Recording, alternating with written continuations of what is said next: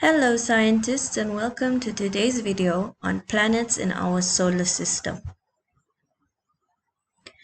Many astronomers or people who study space have attempted to discover the truth about our world and beyond. With the collective knowledge gained from these efforts, we have come to understand and continue to discover worlds beyond our own. In this lesson, we will learn the fundamentals of our solar system's heavenly bodies, meaning our planets, and discover some of the most fascinating facts about stars, moons, and planets. Let's start with Mercury. Mercury is the smallest planet in our solar system and the closest to the Sun. It's only slightly larger than Earth's moon. The Sun would appear more than 3 times as large from the surface of Mercury than it does from Earth, and the sunlight would be up to 7 times brighter. So it would be very hot on Mercury because it is the closest to the Sun. Venus is Earth's closest planetary neighbor. Venus and Earth are neighbors, and it is the second planet from the Sun. It's sometimes referred to as Earth's twin because of its size and density.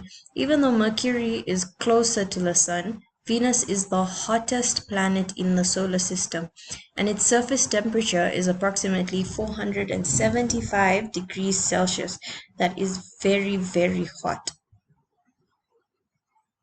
Earth is our home planet. It is the third planet from the Sun, and it's composed of various elements, meaning it's made from different elements, primarily rock and water, and its atmosphere is the only place we know that can sustain and support life, meaning we only know of the Earth having any living things and not any other planet. Earth is the largest of the 4 closest planets to the Sun, which are all made of rock and metal. So the 4 planets that are closest to the Sun are made of rock and metal. Mars, often called the red planet because of its color, is the 4th planet from the Sun in our solar system. It has a thin atmosphere primarily composed of carbon dioxide, and it experiences extreme temperature fluctuations, meaning the temperature is never consistent. It's always changing. Along with having seasons, polar ice caps, canyons, and extinct volcanoes, Mars is dynamic. So Mars also has all these things, seasons and ice caps and canyons. Jupiter is the largest planet in our solar system. It's recognized for its immense size, with a diameter over 11 times that of Earth. This gas giant has a powerful magnetic field, visible storms like the Great Red Spot, and a system of moons, the 4 largest of which are known as the Galilean moons. So it has a lot of moons, and 4 of them are very large. Then we have Saturn, which is called the jewel of the solar system. It's the 2nd largest planet after Jupiter, and it's known for its beautiful and prominent ring system, like this ring around the planet. Saturn is a gas giant primarily composed of hydrogen and helium. Its rings are made up of countless particles of ice and dust, creating a breathtaking sight when viewed. So you've noticed that the last 2 planets were called gas giants. The first 4 planets closest to the Sun are called rocky planets because they're made out of rock.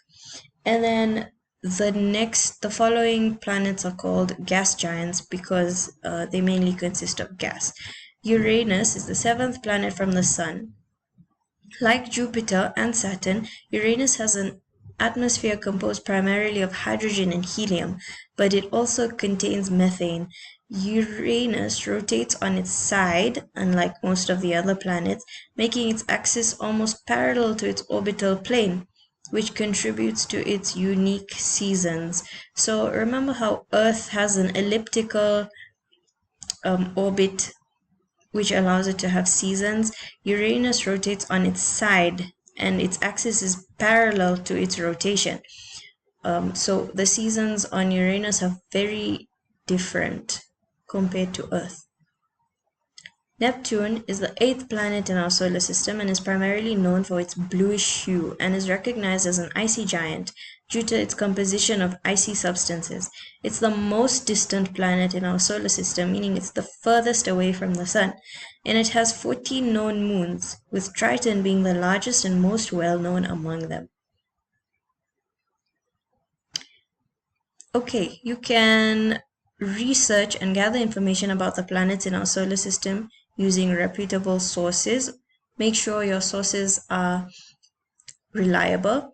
Using the information gathered, you and your partner will complete a table detailing each planet, its distance from the Sun, the diameter, how many moons it has, and any unique characteristics that specific planet might have.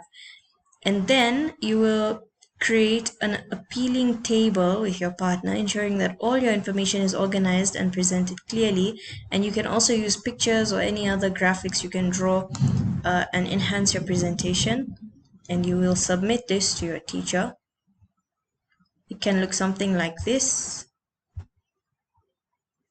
Okay, and that's it for today's video.